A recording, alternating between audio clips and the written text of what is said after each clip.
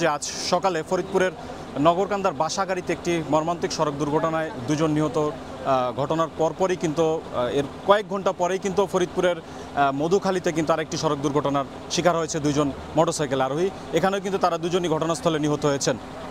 আপনারা জানেন যে ঢাকা খুলনা মহাসড়কের ফরিদপুরের মধুখালী উপজেলার যে এই জায়গাটি রয়েছে, এখানে কিন্তু এই সকাল দুপুর 12:30টার দিকে যে ঘটনাটি ঘটেছে সেটি হচ্ছে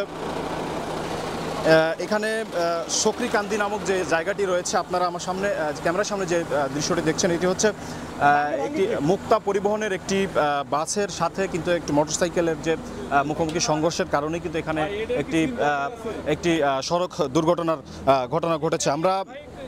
আমরা যেমনটি আপনাদেরকে বলার চেষ্টা করছিলাম, আমরা এখানকার যে ঘটনাটি স্থানীয়দের সাথে আমরা কথা বলেছি এবং তারা আমাদেরকে যেমনটি জানিয়েছেন যে তারা স্থানীয়দের কিছু অভিযোগ তারা যেমনটি করছেন যে এই জায়গাটিতে পুলিশের চেকপোস্টের কারণেই কিন্তু এই জায়গাটিতে যে ঘটনাটি ঘটেছে।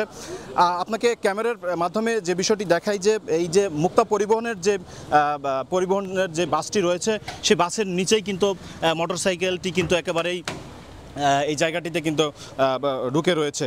তো ঘটনাস্থলেই দুইজনের নিহত হয়েছেন। দুজনের যে আমরা পরিচয় জানতে পেরেছি, দুজনের পরিচয়ের মধ্যে একজনের নাম হচ্ছে প্রান্ত দাস এবং অপরজনের নাম হচ্ছে বাঁধন দাস। তারা দুইজনই আত্মীয়, শালা দুলাভাই হিসেবেই তারা ছিলেন।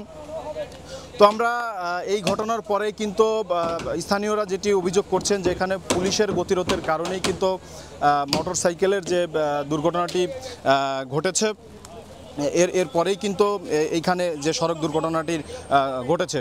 তবে এই ঘটনার পরে স্থানীয় যারা উত্তেজিত জনতাও কিন্তু পুলিশের উপরে এখানে কিন্তু হামলা চালায়। এখানে দুজন পুলিশ সদস্যও কিন্তু আহত হয়েছেন। আমরা এই ঘটনার পরে এখানে সেনাবাহিনী এবং পুলিশের সদস্যরা কিন্তু এই জায়গাটিকে নিয়ন্ত্রণে আনে এবং হাইওয়ের যে পুলিশ সুপার রয়েছে তিনি জায়গাটি পরিদর্শন করেছেন এবং এইখানকার যিনি করিমপুর হাইওয়ে থানার ওসি আমি সালাউদ্দিন সাহেব, তার সাথে আমি কথা বলেছি। তিনি আমাকে যেমনটি বলছেন যে এই জায়গাটিতে তাদের পুলিশের কোনো চেকপোস্ট ছিল না। তারা এই অভিযোগটি অস্বীকার করে তারা যেমনটি বলছেন যে এই জায়গাটিতে মোটরসাইকেল এবং বাসের সংঘর্ষের পরেই পুলিশ সদস্যরা তারা এখানে এসেই তারা হামলা শিকার হয়েছেন। তবে এই যে ওই পুলিশ ওসির বক্তব্যকে মিথ্যাচার বলে দাবি করে কিন্তু এখানকার স্থানীয়রা বলছেন যে এখানে মাঝে মধ্যেই পুলিশ সদস্যরা, তারা হাইওয়ে থানার পুলিশ যারা রয়েছে তারা এখানে দাঁড়িয়ে তারা চেকপোস্ট করে এবং বিভিন্ন গাড়ির গতিরোধ করার কারণেই কিন্তু এই ধরনের দুর্ঘটনা মাঝে মধ্যে ঘটে।